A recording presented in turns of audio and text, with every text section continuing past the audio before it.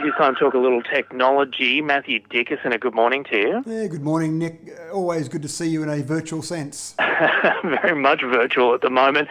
Now, this is an interesting one that we're hearing about today. The government is suggesting that we could be asked to download a phone app, monitor our movements. It's all being organised with a bit of help from the private sector. Could be ready in 2 weeks. What do you know about this at the moment? It is an interesting one, and I think the critical part here is to actually get some effective information out of it.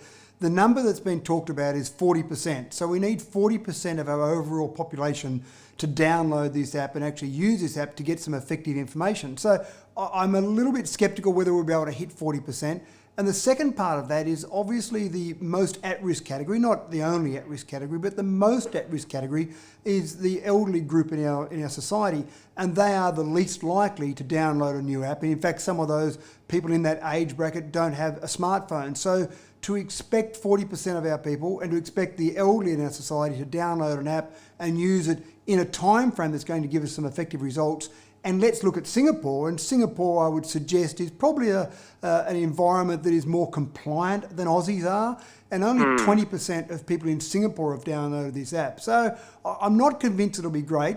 I suppose the other thing to look at, Nick, is that Apple and Google have gotten together, and it's very unusual for those two organisations to go and put their heads together. But this pandemic is so big that even those two organisations have started to get together. And they're actually looking at developing technology that will do essentially what the Australian government is talking about. But I think they would probably have some more success in being able to bring it to the market quicker and actually get those results better. Still relying on downloading an app, still relying on the same sort of concept. But I suppose why reinvent the wheel? Matthew, so the idea is, as I understand it, this app is going to monitor your daily interactions with other people using GPS, help get that contact tracing, as we're calling it. It's opt-in, but you are agreeing to share some very, very private data with the government. Are there some genuine concerns to have about this? There's some concerns about privacy. There are always concerns about privacy. And as much as we say, organisations or governments wouldn't use that data, we've seen some pretty big examples over the last few years where they are prepared to use that data for purposes that aren't what it's intended for. So there's certainly some concerns around the privacy. To some extent, I say we need to almost put some trust in some organisations at the moment because getting this information around this pandemic is so important, and let's look at that data later, and I hope they're doing the right thing. But gee, I still have some concerns around that. But again, I go back to that example with the Apple and Google one. They're actually going in a slightly different concept. Rather than using GPS as the Australian government one's talking about, they're talking about using some Bluetooth technology to actually share anonymous data with each other. So if you and I are near each other, our phones share anonymous data via Bluetooth to say that those two phones are near each other. No private information has been shared at this stage.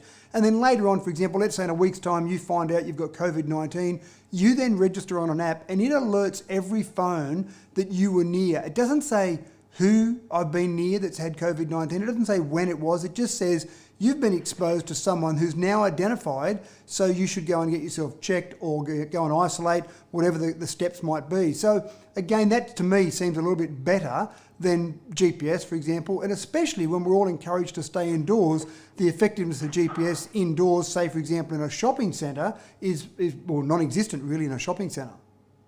Look, even when we're talking about big companies like Google, like Apple, or governments, there's two tiers of trust. One is the trust that they'll use that data properly, but the other one is the trust that they will keep that data safe from people who might want to misuse it. And we've seen a lot of those companies and a lot of governments not be so good at keeping our data safe. Yeah, you're absolutely spot on. And that's where, yes, if we had enough time, we'd want to explore all this properly and make sure that all the right checks and balances are in place. But this pandemic isn't going to sit around and wait for us to get everything right before it goes and keeps attacking society. So to some extent, we've got to be able to move very quickly around this. And I think there'll be some things in hindsight we'll look back and say, gee, we could have done that better. But the reality is you're in that situation making decisions in real time. It's hard to get everything absolutely spot on. Well, Matthew, moving on to something a little more entertaining than that, but still sadly COVID-19 related.